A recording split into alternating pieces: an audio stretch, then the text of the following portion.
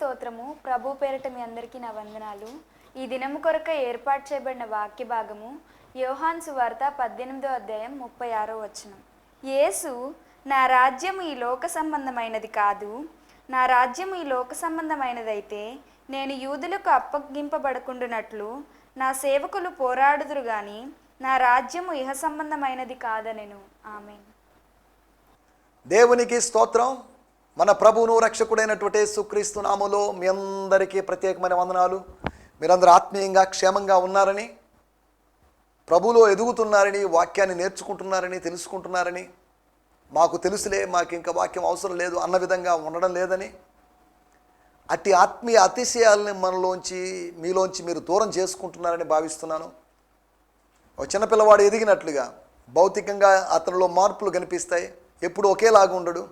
అలాగే మనం ఎదుగుదల, ఆత్మీయ ఎదుగుదల, మనలో మెచ్యూరిటీ రావాలి. హెబ్రీ పత్రిక 6వ అధ్యాయంలో చెప్పబడినట్లుగా క్రీస్తు యేసులో సంపూర్ణమగుటకు సాగిపోదుము. మెచ్యూరిటీ వైపుగా, పర్ఫెక్షన్ వైపుగా మనం సాగిపోతున్నాం.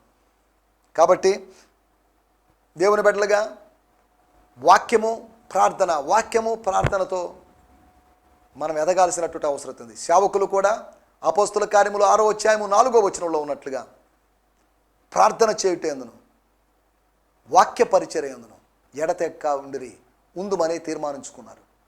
ఈ రోజుల్లో సైడ్ బిజినెస్లు ఎక్కువైపోయినాయి. దేవుని సేవకులకి విచారకరం.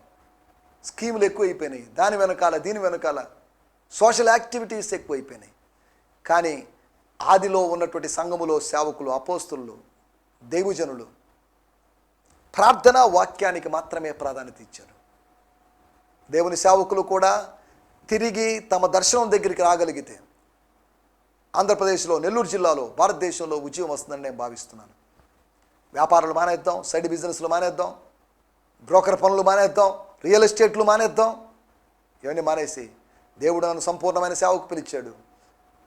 అలనాడు శిష్యులను పిలిచినప్పుడు వారు సమస్తమును విడిచిపెట్టి, తమ దోణలను విడిచిపెట్టి, వలలను విడిచిపెట్టి, తమ కుటుంబ సభ్యులను సహా విడిచిపెట్టి, తమ తండ్రిని విడిచిపెట్టి వాళ్ళు వచ్చినట్లుగా దేవుని సేవకులు సమర్పణ భావంతో, డెడికేషన్తో, కాన్సక్రేషన్తో వచ్చినట్లయితే మన దేశంలో, మన రాష్ట్రంలో, మన జిల్లాలో కార్యాలు జరుగుతాయి. దేవునికి స్తోత్రం. హల్లెలూయా. రండి, ఈ సమయంలో మనం దేవుని వాక్యాన్ని ధ్యానించుకుందాం. గత ఎపిసోడ్లో మనం పిలాతును గురించి కొన్ని విషయాలు ఆలోచించాం. పొంతి పిలాతు, అతను పిచ్చి పిలాతని, అతడు విచారణ చేయలేకపోయాడని, వింత తీర్పునిచ్చాడని, అంతేకాకుండా విషయాన్ని, పరలోకపు విషయాన్ని, ఆత్మీయ విషయాన్ని, సత్యం అంటే ఏంటి అనేటువంటి విషయాన్ని తెలుసుకోలేకపోయాడని, అంతేకాకుండా అతడు విస్మయం పొందాడని, ప్రజల్లో నుంచి అటువంటి రెస్పాన్స్ వస్తుందని, బరబ్బాని కోరుకుంటున్నారు అనే విషయాన్ని అతను ఏమాత్రం ఇమాజిన్ చేయలేకపోయాడు అని పిలాతును గురించి, పిలాతు యొక్క జీవితంలో చారిత్రాత్మకమైన విషయాలు, అతను టెంపుల్ ట్రెజర్లోంచి దొంగతనం చేసేవాడని, తర్వాత ఫైనల్గా అతడు ఆత్మహత్య చేసుకున్నాడనే విషయాలు గత ఎపిసోడ్లో మనం విన్నాం. ఈ ఎపిసోడ్లో మన టైటిల్ భిన్నమైన వాడు, ఎ డిఫరెంట్ వన్. ఎవరు ఈ భిన్నమైన వాడు? ఈ భిన్నమైన వాడు ఎవరో కాదు, పిలాతు కాదు. ఈ భిన్నమైన వాడు పేతురు కాదు. భిన్నమైన వాడు అన్న కయఫా కాదు. ఈ భిన్నమైన వాడు ఈ డిఫరెంట్ వన్.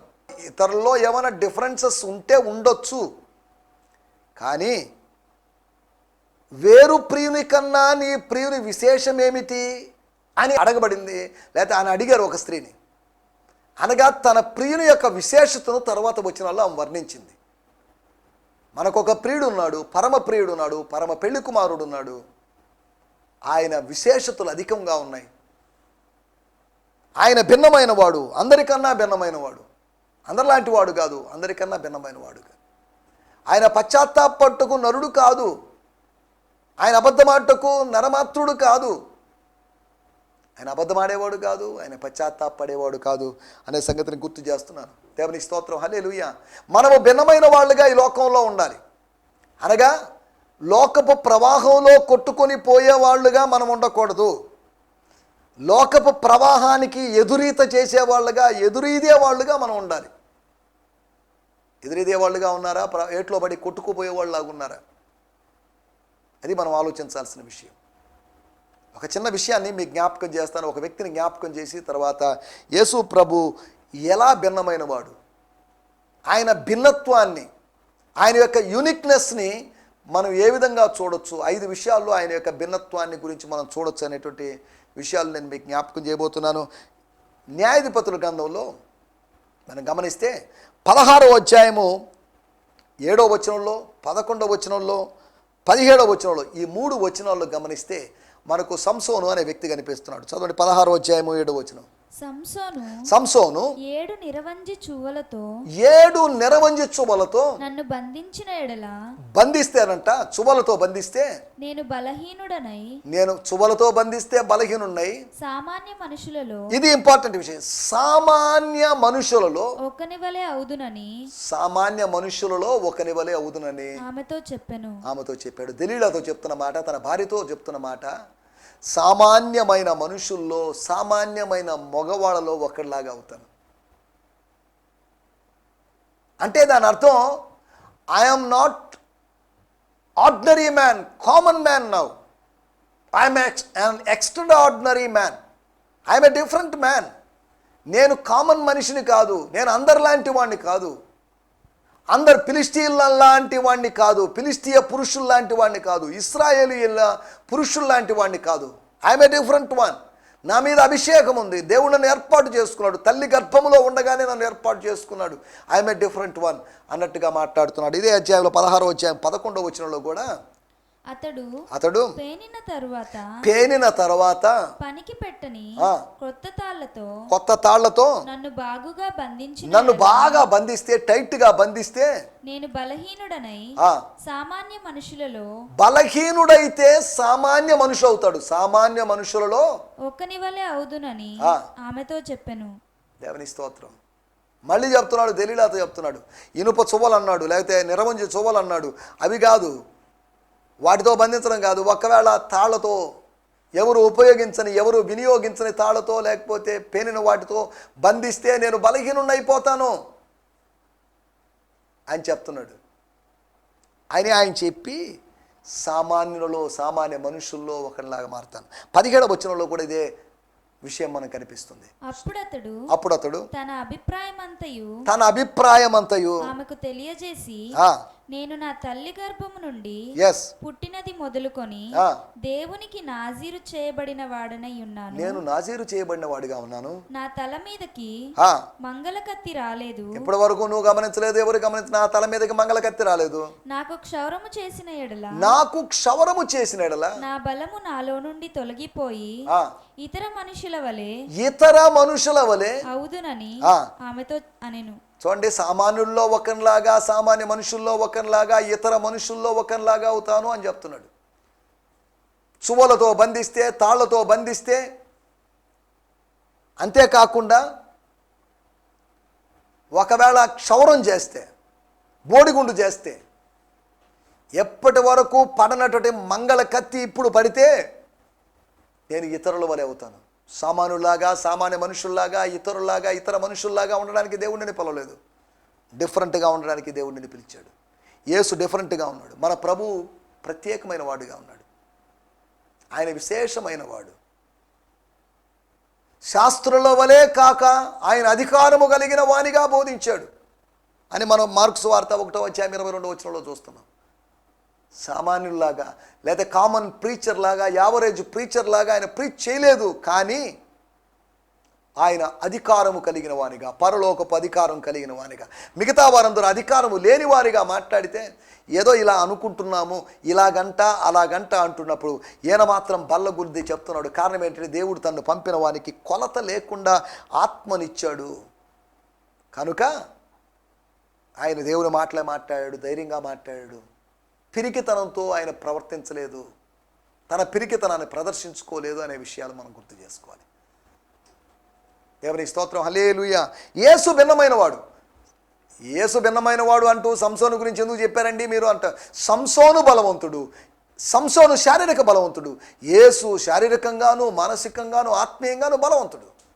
ఆయన 2 రంగాల్లో ఫెయిల్ అయిపోయాడు, అనగా మానసిక, ఆత్మీయ రంగాల్లో ఫెయిల్ అయిపోయాడు సంసోను. కానీ యేసు మానసిక రంగములోను, సంసోను ఎక్కడ ఫెయిల్ అయ్యాడో అక్కడ కూడా యేసు ప్రభు పాస్ అయ్యాడు. సొలొమోను కన్నా గొప్పవాడు ఇక్కడ ఉన్నాడు అని రాయబడింది.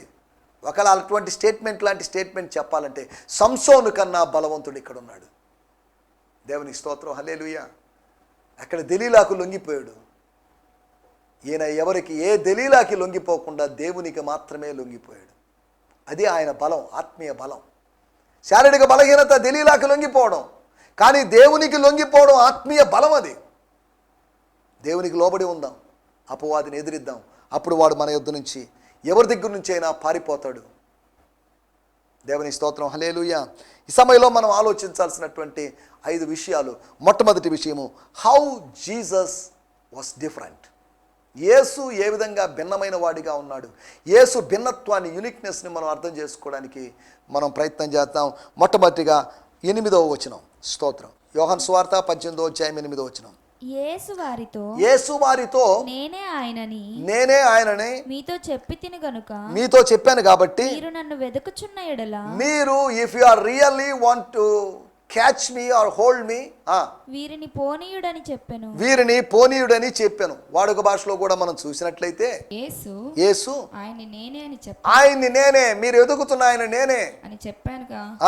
మీరు నా కోసం చూస్తున్నట్లయితే వీళ్ళను మాత్రం వెళ్ళనివ్వండి. వీళ్ళను మాత్రం అంటే ఈ 11 మందిని మాత్రం 11 మందిని వెళ్ళనివ్వండి అని అన్నాడు.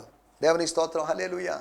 ఒకటి ఆయన యొక్క వ్యక్తిత్వం, హిజ్ పర్సనాలిటీ. ఆయన యొక్క వ్యక్తిత్వం చూడండి. తనతో పాటు వాళ్ళు ఉన్నారు.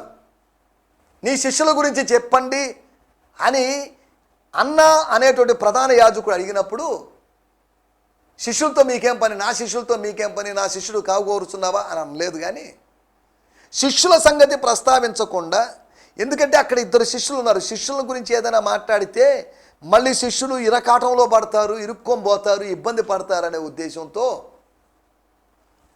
మొత్తం వీళ్లతోనే నేను పంచుకున్నాను. సమాజ మందిరంలో, దేవాలయంలో అన్నీ నేను చేశాను. నేనేది సీక్రెట్గా చేయలేదు కనుక యు ఆస్క్ దెమ్, నన్ను అడగొద్దు అన్నట్టుగా ఆయన చెప్పడాన్ని మనం చూస్తున్నాం. దేవుని స్తోత్రం, హల్లెలూయా. ఆయన యొక్క వ్యక్తిత్వం, ఆయన యొక్క పర్సనాలిటీ చూడండి. తన సహోదరులు స్వతంత్రులు కావాలి, తాను స్వతంత్రతను కోల్పోయినా పర్లేదు, తాను బంధించబడ్డా, సిలువ వేయబడ్డా, సంహరించబడ్డా పర్లేదు, కానీ తన సహోదరులు మాత్రం స్వతంత్రులు కావాలి. ఇతరుల యొక్క క్షేమం కోసం ఈజ్ ఏ వెల్ విషర్. ఇతరుల యొక్క శ్రేయోభిలాషులుగా ఉండాలి. మనం ఇతరుల మంచి కోరుకోవాలి. మొర్దెకయి ఏ విధంగా యూదుల యొక్క క్షేమాన్ని కోరుతున్నాడో, స్తోత్రం, హల్లెలూయా. దేవుని ప్రజలమైన మనం మన జిల్లా ప్రజల కోసం, లేకపోతే మన రాష్ట్ర ప్రజల కోసం, మన దేశ ప్రజల కోసం, మన ప్రపంచ ప్రజల క్షేమం కోసం మనం ప్రార్థిస్తున్నాం, ఎదురు చూస్తున్నాం. వాళ్ళ పట్ల ఏవో ప్రణాళికలు కలిగి ఉన్నాం. దేవుని స్తోత్రం, హల్లెలూయా. ఆయన యొక్క వ్యక్తిత్వం, his personality, he want to relieve or deliver his disciples. తాను విడుదల కోల్పోయి తన వారికి విడుదల అనుగ్రహించాలనేటువంటి యేసు ప్రభు యొక్క ఔన్నత్యాన్ని, లేకపోతే ఉన్నత వ్యక్తిత్వాన్ని మనం గమనించగలం. దేవుని స్తోత్రం, హల్లెలూయా. అనగా మొట్టమొదటి విషయము, యేసు ప్రభు భిన్నమైన వాడు. He is a different one. ఎలాగా?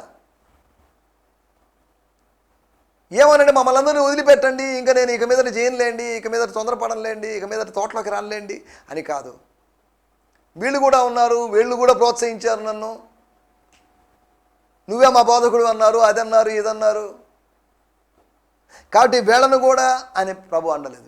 వీళ్ళను మాత్రం వదలండి, వీళ్ళని వదిలేయండి, ప్లీజ్ లీవ్ దెమ్ అలోన్. వీళ్ళ జోలికి వెళ్ళొద్దు, నా జోలికి రండి, నాతో పెట్టుకోండి, నాతో వ్యవహరించండి, నాతో డీల్ చేయండి అని ప్రభు అన్నాడు. దేవుని స్తోత్రం, హల్లెలూయా. ఒకటి ఆయన యొక్క వ్యక్తిత్వం, భిన్నమైన వ్యక్తిత్వం కలిగిన వాడు. దేవుని స్తోత్రం.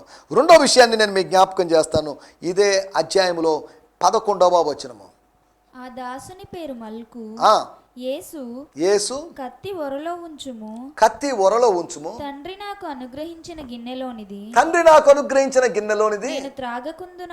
నేను త్రాగకుందునా అని పేతురుతో అనెను. దేవునికి స్తోత్రం. వాడుక భాషలో కూడా మనం చూసినట్లయితే ఆ సేవకుని పేరు మల్కు అంటే కింగ్, రాజు అని మనం అర్థం చెప్పుకోవాలి, లిటరల్ మీనింగ్.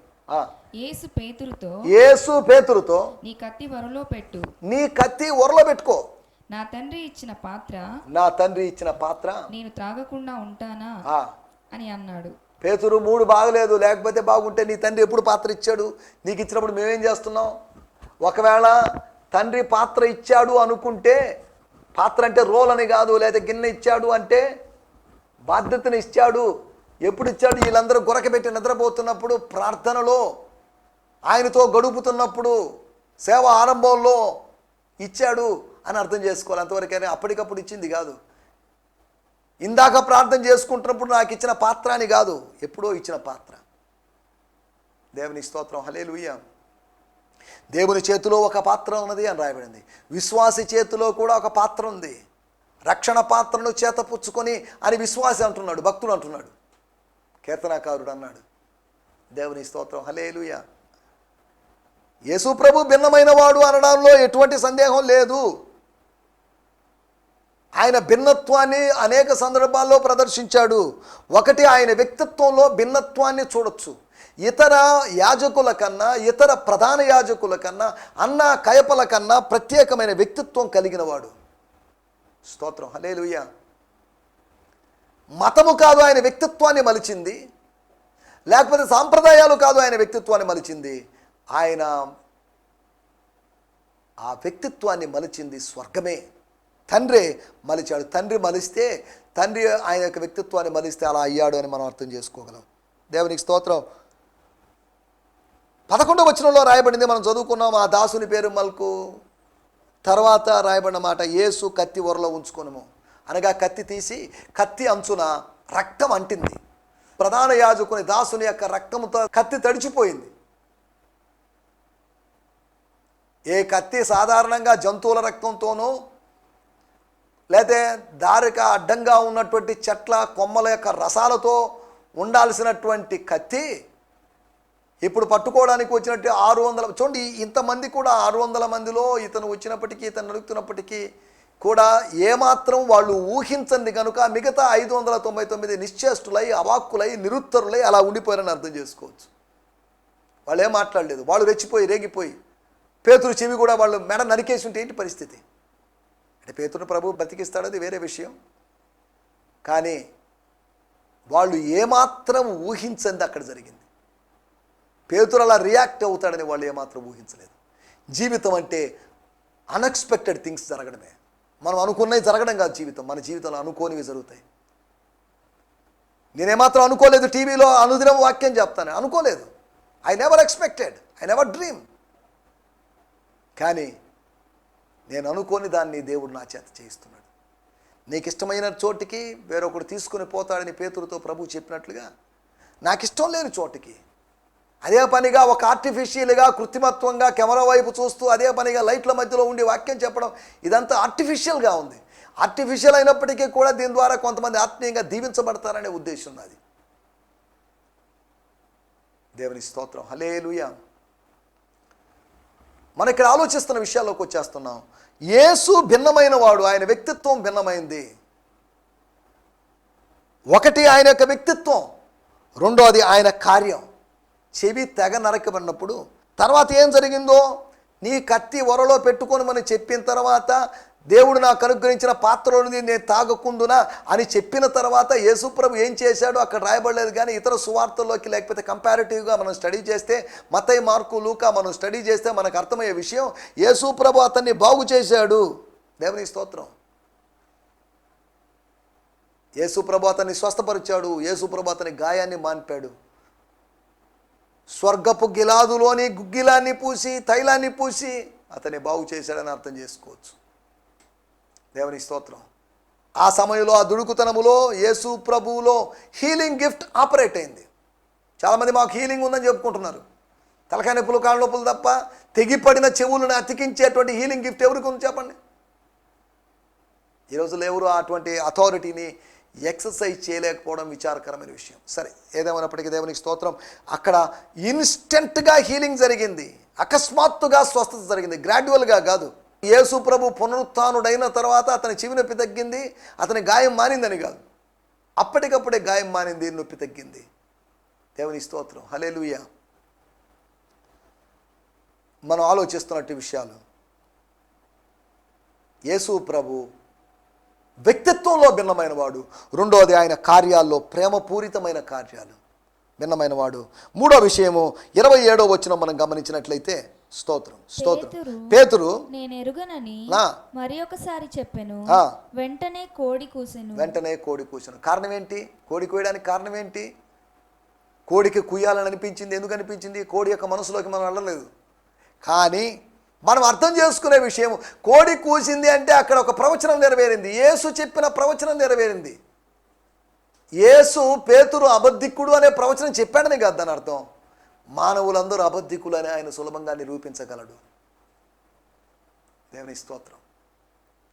అనగా యేసు యొక్క ప్రవచనము ఖచ్చితంగా నెరవేరింది.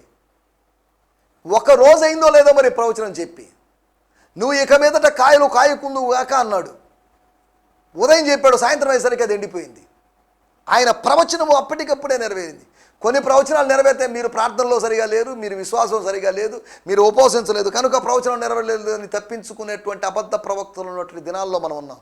కానీ యేసు ప్రభు చెప్పినటువంటి ఆ ప్రాఫెసీస్ ఇన్స్టెంట్గా జరిగాయి. అనగా ఒక్క రోజులో ఎంత ఫాస్ట్గా ఫుల్ఫిల్ అయ్యాయి అని అర్థం చేసుకోవాలి. దేవుని స్తోత్రం, హల్లెలూయా. ఆయన పవర్ఫుల్ ప్రాఫిట్. మనమైతే కొంత మట్టుకు ఎరుగుదము, కొంత మట్టుకు ప్రవచిస్తున్నాము. కానీ యేసు అలా కాదు. కొంత మట్టుకు ఎరిగిన వాడు కాదు, కొంత మట్టుకు ప్రవచించిన వాడు కాదు. కారణం ఏంటంటే కొలత లేకుండా ఆత్మను పొందినవాడు కనుక కొంత మట్టుకు అనేది మనకు వర్తిస్తుంది కానీ కొంత మట్టుకు అనేది ఆయనకు వర్తించదు. దేవుని స్తోత్రం, హల్లెలూయా. మూడో విషయం మనం ఆలోచిస్తున్న విషయం, ఆయన ప్రవచనములో భిన్నమైన వాడు. ఒకటి ఆయన వ్యక్తిత్వంలో భిన్నమైన వాడు, రెండోది ఆయన కార్యములో భిన్నమైన వాడు, మూడోది ఆయన ప్రవచనంలో భిన్నమైన వాడు. నాలుగో విషయము మనం ఆలోచిస్తే 36వ వచనము, స్తోత్రం.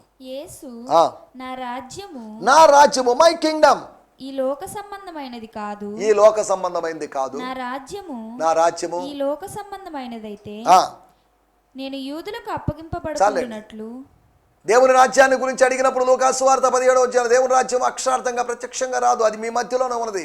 అక్కడ ఇక్కడ అంటే మీరు విని నమ్మి మోసపోవద్దు అని ప్రభు చెప్పాడు. God's kingdom is among you, మీ మధ్యలోనే ఉంది. ఎక్కడో ఉంటుంది అని మీరు అనుకోవద్దు. ఆశీర్వాదాలు ఎక్కడో ఉంటాయి అనుకోవద్దు. ఆశీర్వాదాలు మీ మధ్యలోనే, మీకు అందుబాటులో ఉన్నాయి, సిద్ధంగా ఉన్నాయి. దేవునికి స్తోత్రం, హల్లెలూయా. ఆయన రాజ్యం విషయంలో భిన్నమైన వాడు. పిలాతు రాజ్యం కాదు, హేరోదు రాజు కాదు, ఆయన యొక్క రాజ్యం కాదు, కైసరు రాజ్యం కాదు, లేకపోతే ఇతర రాజ్యాలు కాదు. కానీ ఆయన రాజ్యం భిన్నమైనది. His Kingdom is different. నా రాజ్యము ఈ లోక సంబంధమైనది కాదు. ఈ లోక సంబంధమైన రాజ్యాలు ఈ లోకంలో ఉన్నాయి. అవి కొంతకాలం పరిపాలన చేస్తాయి, మళ్ళీ అధికారాన్ని కోల్పోతాయి, మళ్ళీ పరిపాలన చేస్తాయి. ఇలా జరుగుతుంది. కానీ ఆయన రాజ్యము శాశ్వత కాలం ఉండును. దేవునికి స్తోత్రం, హల్లెలూయా.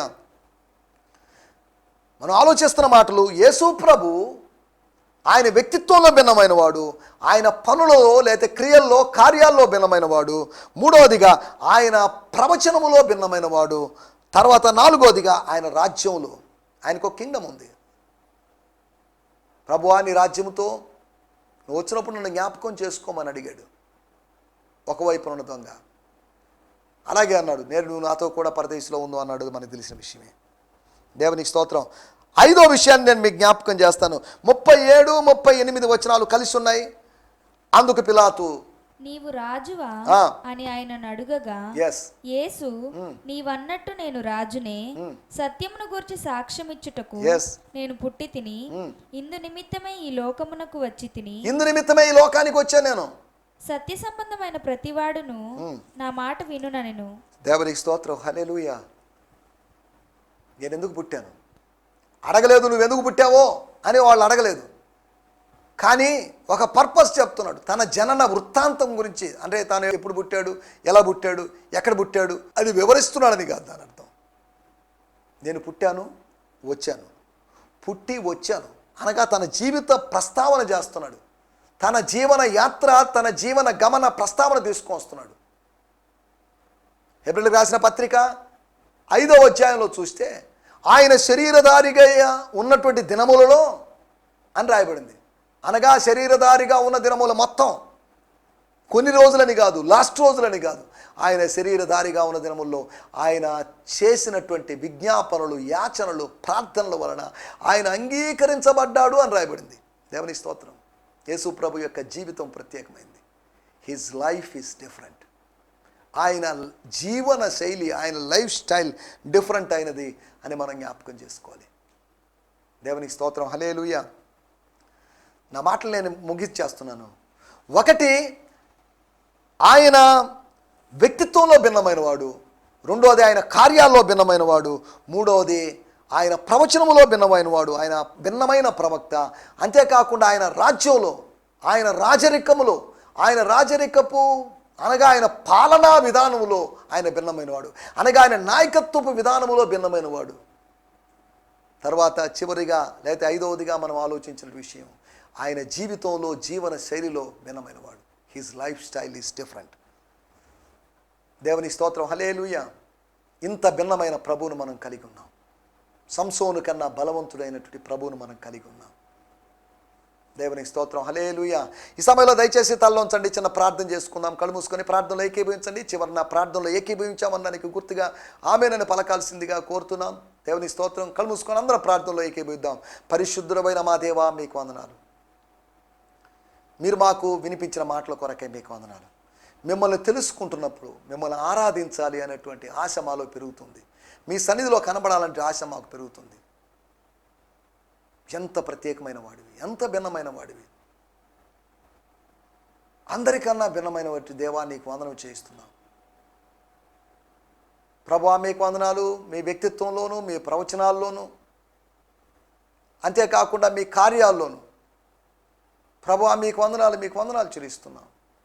మీ యొక్క జీవన శైలిలోను, మీ రాజ్యంలోనూ మీరు భిన్నమైన వాళ్ళని, మీ యొక్క భిన్నత్వాన్ని తెలుసుకోవడానికి, మీ భిన్నత్వాన్ని బట్టి విశ్వాసులమైన మేము, సేవకులమైన మేము ఏకత్వం కలిగి మిమ్మల్ని ఆరాధించగలుగుతూ సాయం చేయమని అడుగుతున్నాం. దేవా, మీకు వందనాలు చెల్లిస్తున్నాం. ఇలా మీ గురించి మేము అనుదినము నేర్చుకుంటూ, తెలుసుకుంటూ మీకు సన్నిహితంగా మారగలుగుతూ సాయం చేయమని సకల ఘనత, మహిమా, ప్రభావాలు మీకు ఆరోపిస్తూ యేసు క్రీస్తు నామములోనే ప్రార్థించగలుగుతున్నాం పరమ తండ్రి. ఆమేన్, ఆమేన్, ఆమేన్. దేవుని స్తోత్రం. మీ అందరికీ ప్రత్యేకమైన వందనాలు. ప్రభు చిత్తమైతే మరొక ఎపిసోడ్లో కలుసుకుందాం. అప్పటి వరకు దేవుని కృపా క్షేమాలు మీ వెంట, మీ కుటుంబ సభ్యుల వెంట సదాకాలము వచ్చునుగాక, లేదా వెళ్ళునుగాక. ఆమేన్. హల్లెలూయా. ఈ సందేశము మీకు ఆశీర్వాదకరంగా ఉందని నమ్ముచున్నాము. ప్రార్థన అవసరతల కొరకు మమ్మల్ని సంప్రదించవలసిన మా చిరునామా గిద్యోన్ మిషన్ చర్చ్, 6వ వీధి, శాంతినగర్, నెల్లూరు 4, ఆంధ్రప్రదేశ్. పిన్ 524004. మా ఫోన్ నంబర్లు 7036443613, మరి ఒక నంబర్ 9392293010. మా ఈమెయిల్ ఐడి gfihmi2015@gmail.com. దేవుడు మిమ్మును ఆశీర్వదించునుగాక. ఆమేన్.